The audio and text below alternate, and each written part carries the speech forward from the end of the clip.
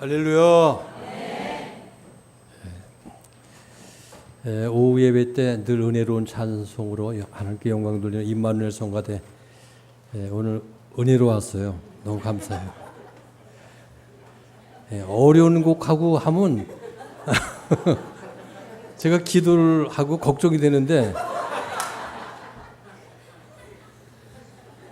은혜로운 찬송하니까 너무 은혜가 돼요. 찬송가 감사해요. 오늘 사탄의 세 가지 거짓말, 우리 다 같이 사탄의 세 가지 거짓말.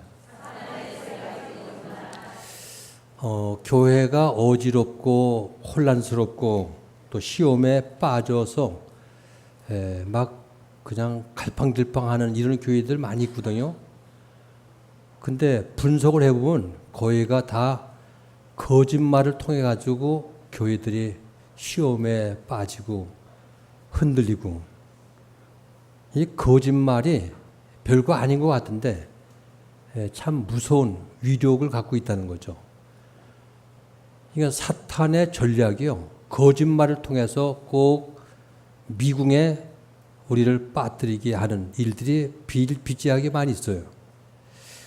이 거짓말은 사실이 아닌 것을 사실처럼 꾸며 말하는 것이 그게 바로 거짓말이거든요.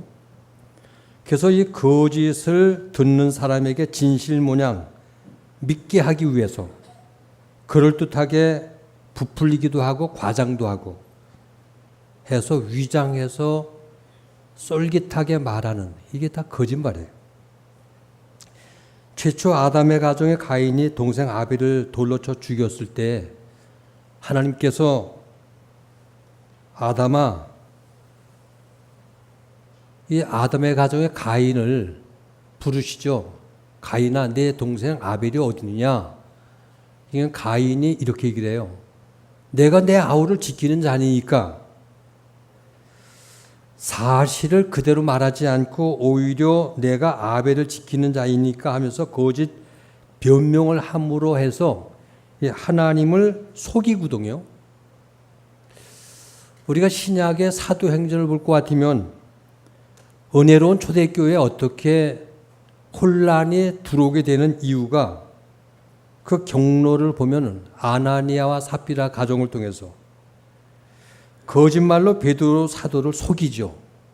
근데 성령 충만한 베드로 사도가 아나니아를 이렇게 보니까 사단이 속에 가득해 있고 하는 말이 전부, 하는 행동이 다 거짓이에요. 그래서 내가 어떻게 내 마음에 사단이 가득해서 성령을 속이고 거짓말을 하느냐 하고 질책을 하죠. 그래서 아나니아 가정의 징계를 받고 큰 불상사가 가정 안에 일어나게 되는데, 아나니아의 가정의 문제는 헌금을 적게 드리고 많게 드린 문제가 아니라 거짓말을 했기 때문에 아나니아가 결국은 성령을 속이고 헌금을 안 해도 되는데 자기의 거짓된 헌금을 통해 가지고 명예를 드높이고 사람들에게 뭔가를 자기 이렇게 주위 사람들에게 자기를 드러내 보여주려고 하다가 결국은 그 가정이 불행을 만나게 되죠. 그러므로 오늘 우리 신앙생활하는 우리 모두가 우리 안에 이 거짓된 것, 이걸 하나님 앞에서 제해낸다는 것은 이게 얼마나 중요한 일인지 몰라요. 이 거짓을 버린다는 것, 얼마나 하나님께서 기뻐하는 일인지 몰라요. 오늘도 사탄은 인간을 파괴시킬 때 대수롭지 아니한 적은 일들, 이런 것들을 가지고 우리를 넘어지게 만들고 우리를 죄의 수렁에 빠지게 만든 일들이 많이 있거든요. 이것쯤이야 누구나 다 하는 것인데 내가 한다고 뭐 이게 죄가 될까? 아무도 보지 않고 나 혼자 있는데 뭐 문제 없겠지. 이번이 딱 한 번이니까 이번 한 번만 하고 괜찮겠지. 이것이 나에게 주어진 마지막 좋은 기회인데 하면서 그러면서 결국 죄를 짓게 되는 일들이 많이 있죠. 이 사탄은 거짓의 압이에요. 역사상 가장 오래된 죄, 가장 보편적인 죄, 그러면서도 가장 심각한 죄가 있다면 이게 바로 거짓말을 통해서 죄를 짓게 만드는 겁니다. 오늘 우리는 이 거짓말쟁이 사탄이 인류 역사상에 처음으로 했던 세 가지 거짓말을 오늘 본문 말씀을 통해 파헤쳐 보려고 해요. 오늘 본문은 인류의 시조 아담과 하와가 에덴 동산에서 어떻게 사탄의 유혹에 넘어가서 타락이 되는 그 이유가 어디에 있는가? 이걸 오늘 본문 말씀을 통해 생각해 보고자 합니다. 이 사건은 과연 역사적 사건일까? 아니면 신화 같은 사건인가? 하고 지금도 신학자들 간에는요, 논란들이 많아요. 이게 역사적 아담 논쟁이라고 얘기를 하죠. 이 문제에 관한 논쟁은 신학자들에게 맡겨두고 결론만 말씀드린다면 분명히 아담은 하나님께서 에덴 동산에서 친히 만드신 역사적 인물인 것을 여러분들 아셔야 됩니다. 아담과 하와가 역사적 인물이 아니라 가상적인 인물이라면 그야말로 자유주의 신학자들의 가설일 뿐, 오늘 창세기는 우리가 생각하는 어떤 신앙과의 너무 동떨어진 일들이 아닌가 생각이 드립니다. 만약에 아담과 하와가 역사적 인물이 아니라면 이들의 타락이나 에덴 동산의 사건은 실제로 일어난 사건이 아니라 어떤 가설이 되고 만다는 거예요. 그뿐이겠어요? 인류 구원을 위해서 예수 그리스도께서 이 땅에 오셔서 구속한 구속 사건도 아무런 의미가 없어진다는 거죠. 성경의 모든 기록도 사실일 수 없고 우리가 생각했던 것 같이 진리일 수가 없다는 겁니다. 그러므로 아담과 하와는 하나님이 친히 창조하신 인류 역사에 우리의 조상임을 믿어야 합니다. 우리에겐 이 신앙 고백이 확실해야 돼요. 에덴 동산 사탄의 거짓말은 오늘도 끊임없이 우리의 삶 구석구석에서 활개를 치고 있다는 사실입니다. 오늘 본문을 통해서 사탄의 거짓말을 백일하에 밝혀내서 우리는 사탄의 영향력을 차단해야 돼.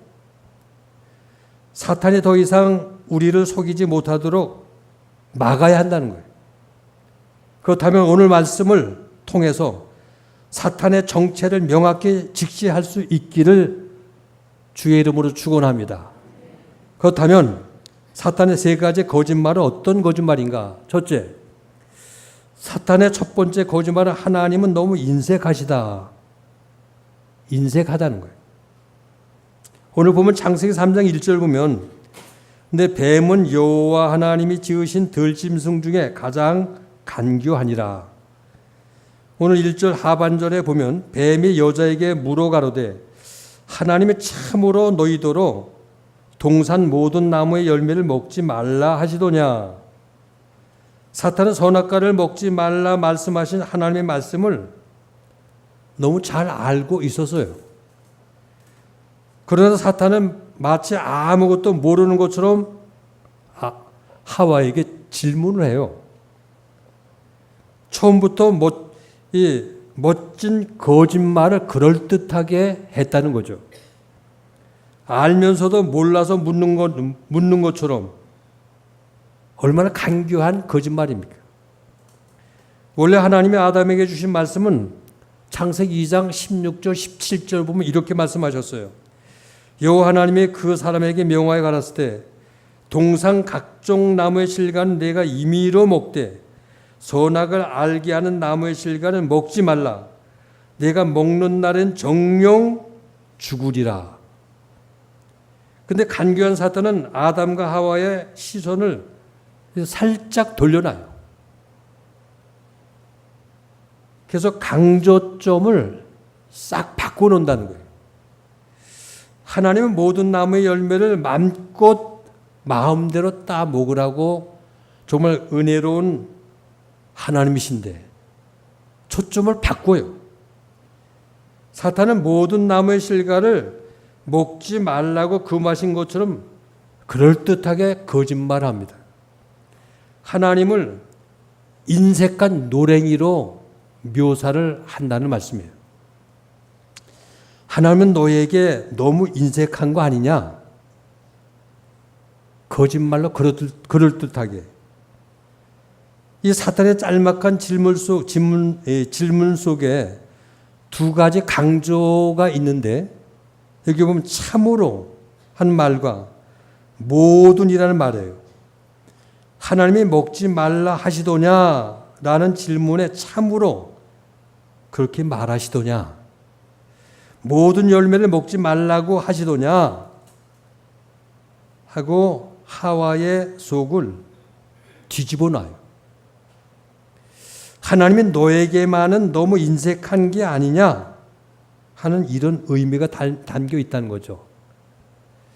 이렇게 많은 걸 만들어 놓으시고 왜 하나님께서 너에게 약을 올리느냐? 먹는 즐거움을 박탈하신 이유가 뭐냐?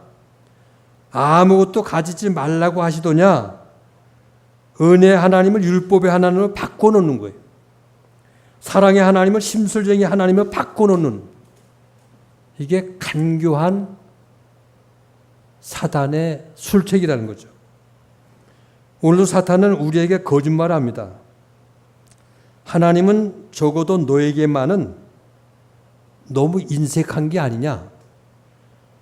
아니 내가 그렇게 교회 봉사하는데 하나님이 너에게 그렇게 할 수가 있느냐? 그럴 수 있느냐? 근데 그게 아니죠. 사탄의 간교한 전략이에요. 거짓말이에요. 우리 하나님 말씀하시죠. 내가 너를 위해 독생자를 아끼지 아니했는데 내가 너를 위해서 무엇을 아끼겠느냐? 각양 좋은 것들, 온전한 모든 선물을 다 아버지께로부터 나오는 건데 모든 걸 우리에게 주시는 하나님이신데, 하나님이 언제나 충만하시고 풍성하시고 주시기를 기뻐하시는 하나님이신데 이런 하나님을 믿으시기 바랍니다. 그래서 꼭 시험에 드는 사람들 보면 이렇게 하나님을 원망하는 이유가요. 하나님이 나에게 그럴 수가 있느냐. 그리고 시험에 빠져요. 두 번째, 사탄의 두 번째 거짓말은 하나님의 말씀을 순진하게 그대로 믿을 게 없다는 겁니다. 사탄의 질문은 단순한 질문이 아닙니다. 아주 간교한 거짓말이었어요. 아담과 하와는 1절 사탄의 정체를 정확하게 알고 있어야 할 텐데 1절에 뭐라고 그랬어요? 뱀은 여호와 하나님이 지으신 들짐승 중에 가장 간교하니라. 하와는 뱀의 간교한 거짓말 질문에 대답을 합니다. 그 대답을 보면 아주 간교한 거짓말에 벌써 물이 들어가요. 그래서 3절 보면 동산 중앙에 있는 나무의 실과는 하나님의 말씀에 너희는 먹지도 말고 만지도 말라 너희가 죽을까 하노라 하셨느니라. 그러니까 분명히 창세기 2장 17절에 하나님께서 선악을 알게 하는 나무의 실과는 먹지 말라 말씀하셨는데 이게 3장 3절에 하와는 하나님의 명령 말씀을 막 더 붙이기도 하고요. 변개하기도 하고. 그래서 먹지도 말고 만지도 말라. 자기 말을 더 붙여 보태고 있죠. 하나님이 인색하셔서 나의 자유를 제한한다고 아마 그 마음에 섭섭증이 아마 있었는지 나는 열매를 다 가지고 싶은데 왜 어떤 열매를 가지지 말라고 하는지 모르겠다 하는 어떤 마음의 섭섭함이 있는지 모르겠어요. 내 마음대로 난 자유롭게 살고 싶은 에덴 동산에 왜 하나님은 내 자유로운 생활에 먹지 말라고 하는 자유를 억압하는, 나를 붙들어 매려고 하시는 하나님에 대한 섭섭함이 그 마음에 있었는지 모르겠다는 거죠. 뿐만 아니라 이 2장의 하나님은 따먹으면 정령 반드시 죽으리라 말씀했는데 3장에 와서 하와는 그 죽으리라 하는 하나님의 말씀을 죽을까 하노라, 그렇게 사탄에게 대답을 해요. 벌써 사탄과 가까이 교제하다가 물이 들어간 거예요. 물이 들었어요. 정령 죽으리라는 이 말은 히브리어로 죽고 죽으리라는 반복 강조 용법으로 쓰여진 거예요. 그런데 하와는 하나님의 강조하심을 삭제해버리고요. 먹는다고 설마 죽겠어? 이렇게 생각하는 거예요. 그러니까 하나님 말씀에 대한 의심이 잔뜩 그 속에 배어 있다는 거죠. 하나님의 명령을 자기의 해석해버리고요. 하나님 말씀에 대해서도 하와가 틈을 보이고 의심을 품게 되니까 사탄이 그 틈을 이용해서 그 사이에 끼어들어요. 그리고 하나님과 하와 사이에 틈을 만들고 그 사이를 마침내 갈라놓지요. 그래서 성경은 마귀로 틈을 타지 못하게 하고, 마귀는 대화의 상대가 아니라 마귀는 대적하라고 그러죠. 대적하라. 대화하려고 하지 말고 악한 사탄은 떠나가라. 물러가라.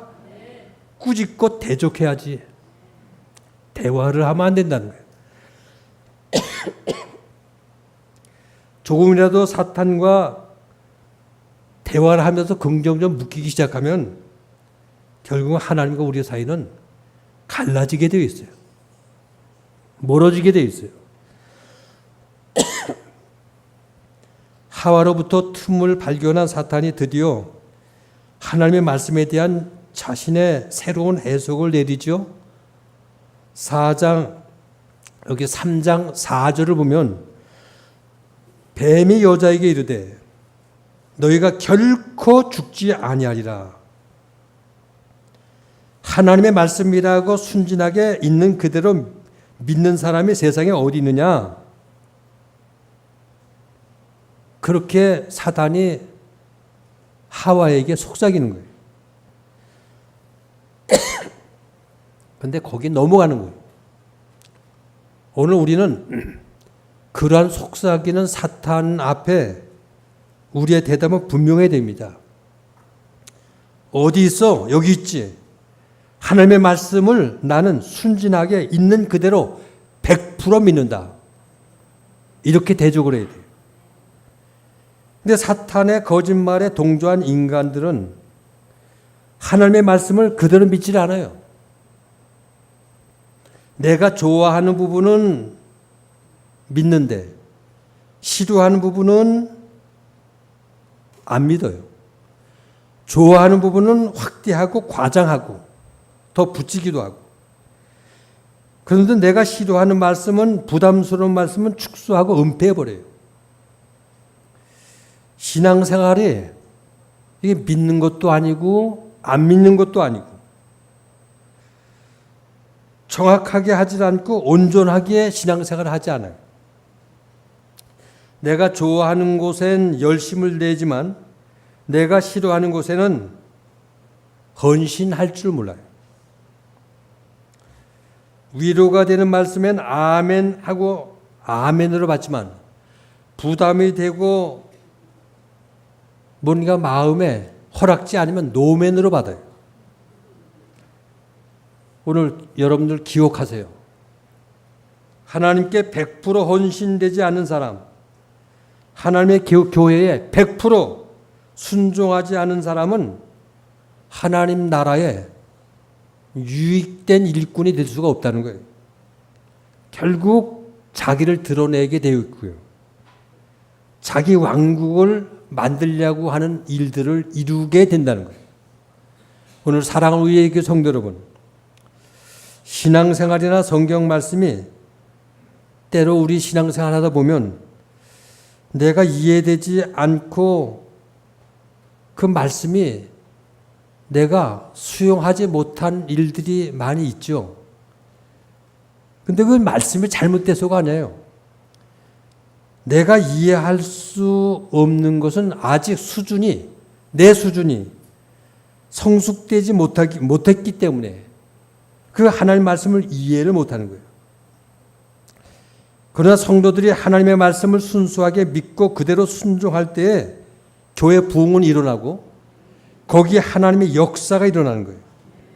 교회 역사를 살펴볼 것 같으면 자유주의 신학이 기승을 부리고 성경 비평하기 활개를 칠 때 교회가 죽고요. 성도들의 신앙이 죽어요. 사탄이 현대학의 이름과 과학의 이름과 인본주의 생각으로 성경을 비판하고 성경을 쪼갤 때 성도들의 신앙이 쪼개지고요. 그들의 신앙이 찢어지는 거예요. 그런데 하나님의 말씀은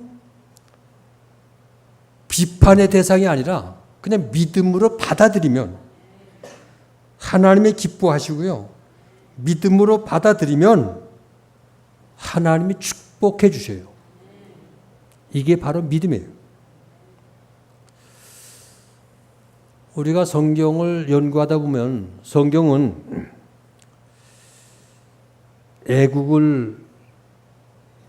애국을 강조하죠. 근데 애국이 신앙일 수는 없어요. 또 애국이 하나님일 수도 없고요. 저기 물이 있는데.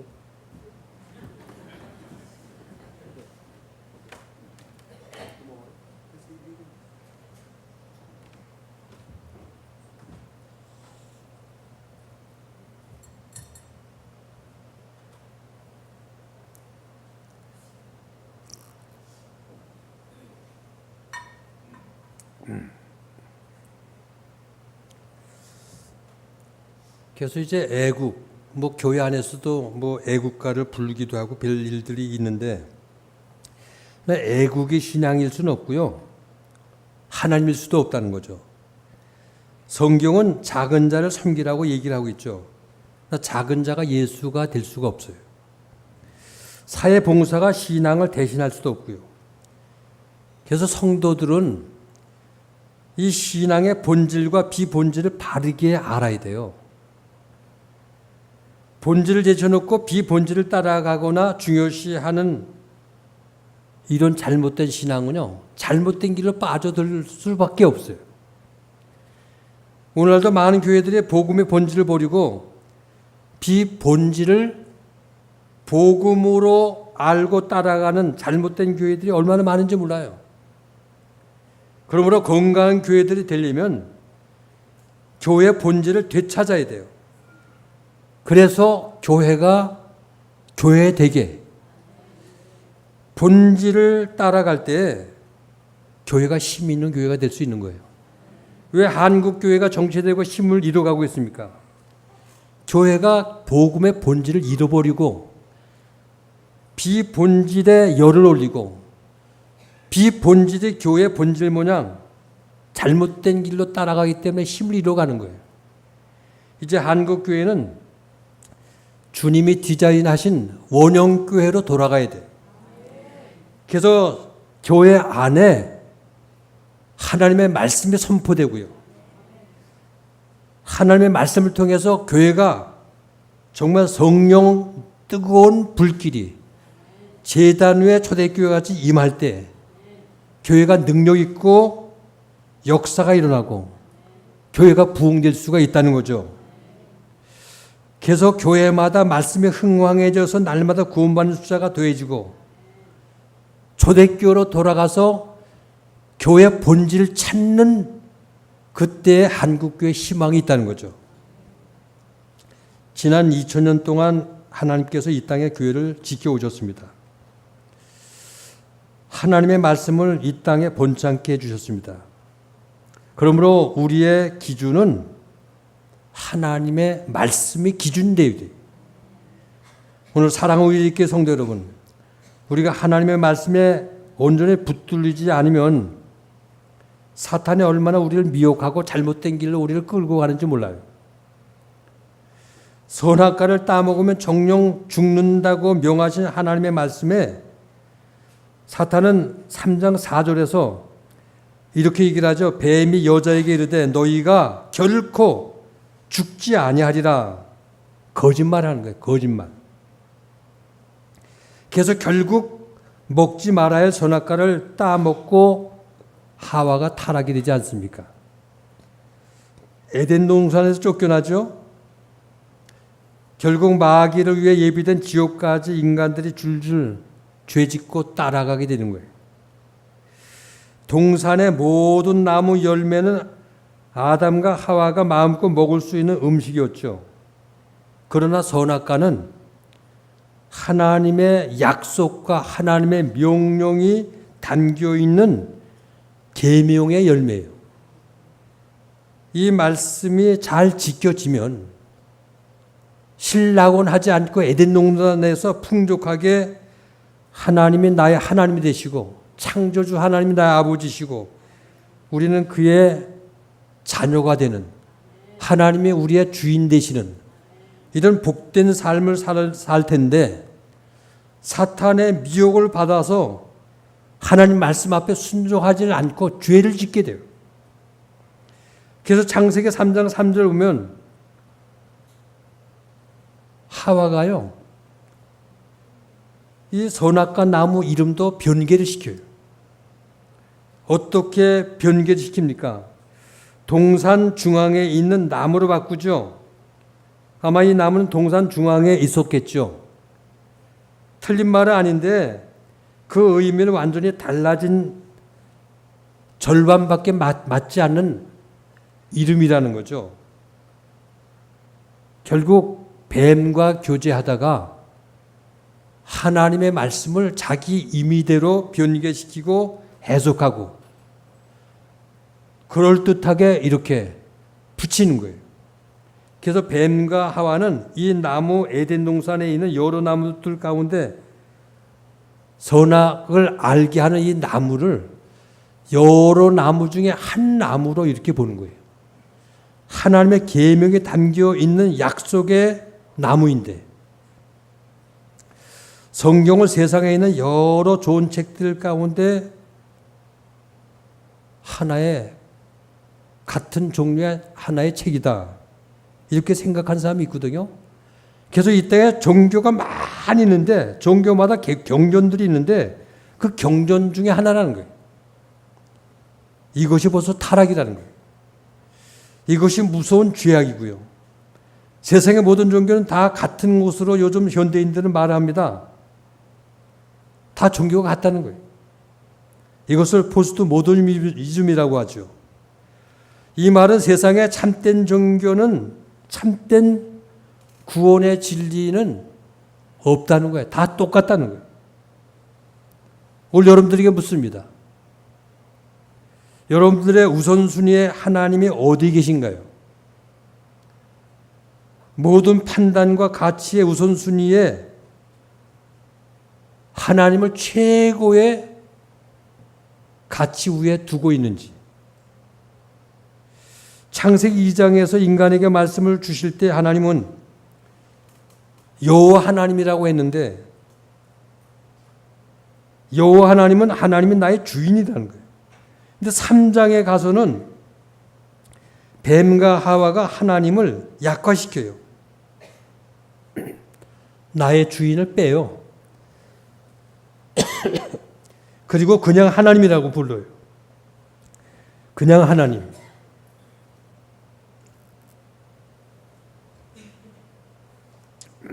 왜 그랬을까요? 너무나도 분명하고 확실한 하나님의 말씀을 약화시키려고 했던 사탄의 전술에 둘이 함께 사탄의 거짓말에 속아 넘어갔다는 거예요. 이게 바로 타락이라는 거예요. 하나님을 나의 하나님, 나를 창조한 하나님, 나의 주인 되는 하나님, 나의 삶의 모든 기준이 되는 하나님. 하나님은 나의 최우선순위에 제일 먼저 계신 하나님. 이런 하나님으로 섬기고 믿는 게 아니라 모든 신 중에 그냥 한 하나님으로, 이게 타락의 길이라는 거예요.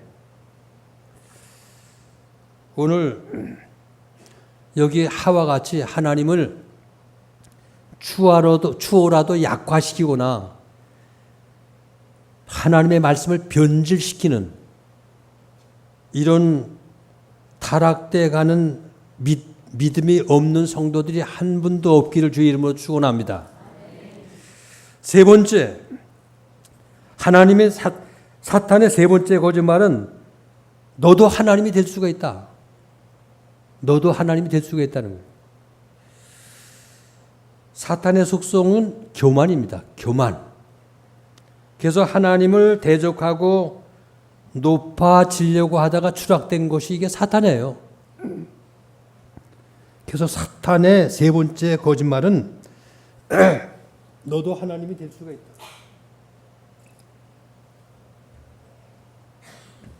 세 번째 거짓말이 너도 하나님이 될 수가 있다는 거예요. 오늘도 이 거짓말에 속아서 많은 인간들이 하나님이 되고 싶어 합니다. 하나님처럼 행세를 합니다. 하나님께서 제일 싫어하는 죄가요, 교만죄. 하나님의 자리에서 판단하고, 하나님 자리에서 비난하고, 하나님의 자리에서 심판관 같이 말을 하는, 이게 교만죄예요. 그러니까 부족한 죄인이 아니라 심판관 같이, 재판관 같이 남을 정죄하면서 군림하면서 하나님 같이 살아가는 사람들. 오늘 본문 마지막 5절 보면 너희가 그것을 먹는 날엔 너의 눈이 밝아져 하나님과 같이 되어 선악을 알 줄을 하나님이 아심이니라. 여기 눈이 밝아진다는 것은 시력이 좋아진다는 그런 얘기가 아니에요. 죄와 욕심의 눈이 열려서 하나님처럼 되고 싶은 마음을 갖게 된다는 거예요. 사탄이 천사의 자리에서 타락할 때 가장 높은 자리까지 올라가서 하나님과 비교해 보려고 하다가 밑으로 떨어진 게 사탄이거든요. 여러분들, 피조물 인간이 어떻게 감히 창조주 하나님과 같아질 수가 있겠어요? 이건 있을 수도 없는 일이고 가능한 일도 아니에요. 근데 사탄이 인간의 욕망을 부추기고 있거든요. 거짓 환상과 잘못된 비전을 심어서 너도 하나님같이 될 수가 있다. 이 착각이 들어가는 거예요. 그래서 다른 사람을 눌러서라도 높이 올라가려고 하죠. 남의 것을 빼앗아서라도 더 많이 가지려고 하고요. 자신을 더 드러내 다른 사람을 기를 죽이고 모든 일을 자기 뜻대로 해보려고 하는 것이 이게 인간들의 그 못된 사탄의 속성. 심지어 교회 생활에서도 뭐든지 자기가 주관하려고 하고요. 자기의 생각대로, 자기 취향대로 모든 것들이 되어야 직성이 풀리는 이런 사람들이 있거든요. 그래서 오늘 포스트 모던 이 시대에 종말적 사사시대라고 얘기들 해요. 그런 사람들이 많기 때문에. 포스트 모더니즘 시대에 종말적 사사시대가 어떤 사람들이 큰 소리치는 시대냐. 모든 사람의 왕이 되어서 각각 소견에 옳은 대로 생각을 해요. 이게 오늘 이 시대예요. 각자 자기 소견에 옳은 대로 말을 하고요. 각자 자기 소견에 옳은 대로 비판을 해요. 이게 오늘의 시대예요. 사사의 시대. 사탄의 덫에 걸려들면 자기는 눈이 밝아져서 자기 생각은 모든 게 다 옳다고 생각하는데 눈이 밝아져서 다른 사람의 잘못이 자꾸만 눈에 들어오고요. 남의 약점이 자꾸만 눈에 잘 띄어요. 눈이 밝아져서 저절로 비교의식이 발달되고요. 그래서 입만 열면 자기 잘못을 회개하는 게 아니라 다른 사람을 비판하고 정죄하고 막 불평을 쏟아내요. 그런데 신앙이 좋은 사람은 그렇게 하지 않아요. 좋은 신앙을 가진 사람은 어디에 있어도 남을 정죄하고 비난하면서 불평하지 않고요. 그에겐 모든 게 다 은혜롭게 생각하고 은혜롭게 보고요. 모든 걸 다 은혜로 받아들여요.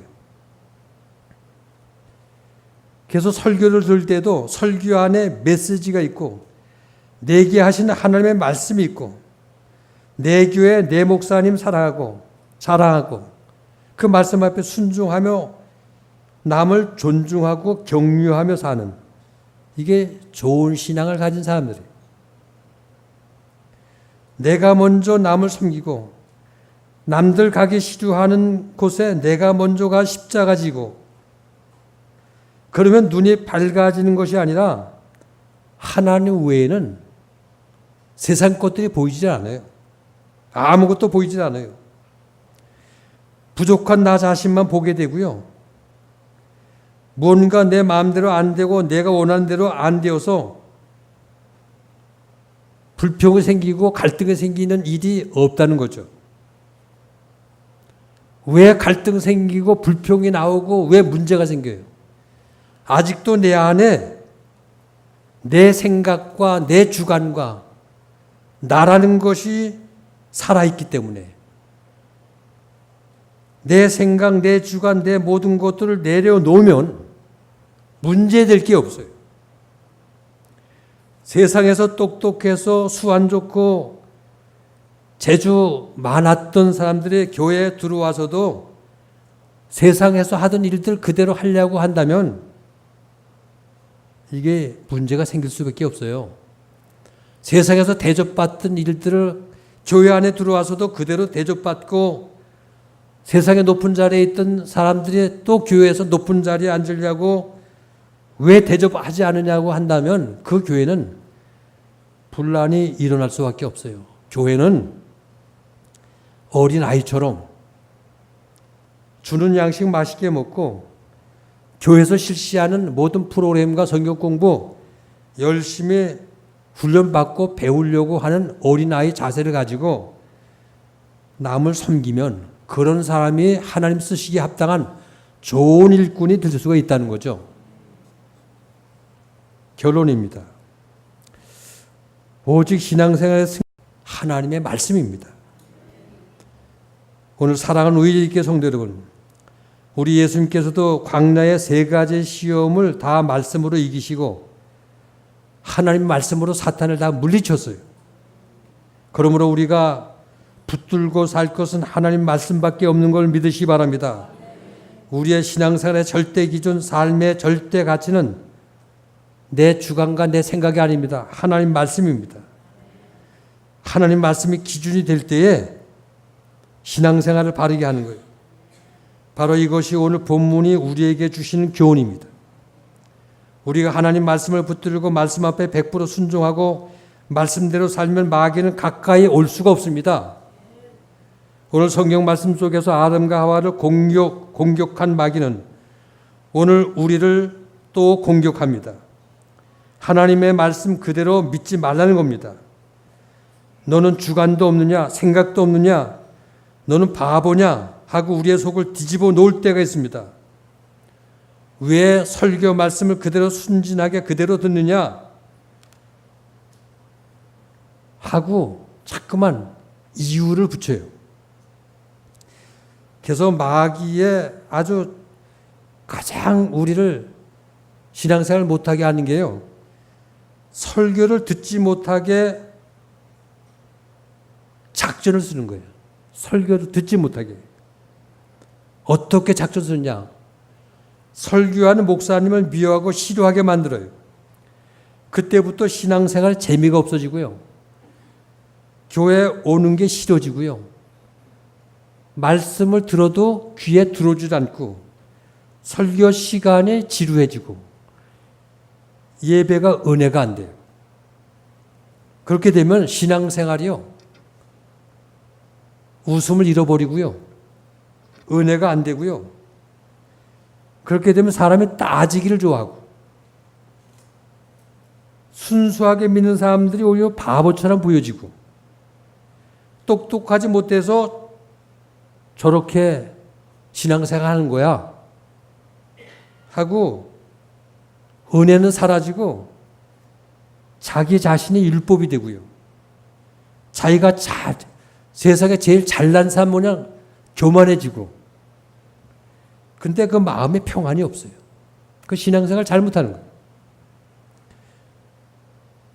울고 웃고 행복해하는 사람들 이 우습게 보이는 거예요. 사탄에게 속아 넘어간 사람들이. 에덴 동산 사탄의 거짓말에 이미 속아 넘어간 사람들의 모습이 바로 이런 모습이라는 겁니다. 근데 교회 안에 그런 사람들이 있거든요. 그런 사람들은요, 설교 말씀을 들으면 말씀을 아멘으로 받는 게 아니고 항상 비판하고 판단하고. 그러니까 하나님 말씀 앞에는 심판관이 되지 말고 그 말씀이 내게 주신 하나님의 말씀으로 채찍으로 받아야 될 텐데 그렇지 못하고 있다는 겁니다. 말씀과 신앙의 검으로 자기 영혼을 수술할지언정 그 칼을 휘둘러서 다른 사람을 상처를 입히고 다치게 하면 그게 어리석은 사람이에요. 사랑하는 우리 예수님께 성도 여러분, 사탄의 미혹에 넘어지지 말고 하나님의 말씀을 붙들고 승리하는 삶을 살 수 있기를 바랍니다. 그래서 남을 뜯어보는 시간 대신에 나를 성찰하고 살펴서 남을 비판하고 판단하는 대신에 격려해주고 칭찬해주고 그래서 신앙생활을 사탄의 미혹에 넘어지지 말고 잘 할 수 있기를 바랍니다. 그리고 맡겨준 귀한 일 잘 감당해서 정말 주님 앞에 설 때에 인정받고 칭찬받는 우리 제일교회 모든 성도들 다 될 수 있길 주님의 이름으로 축원을 드립니다.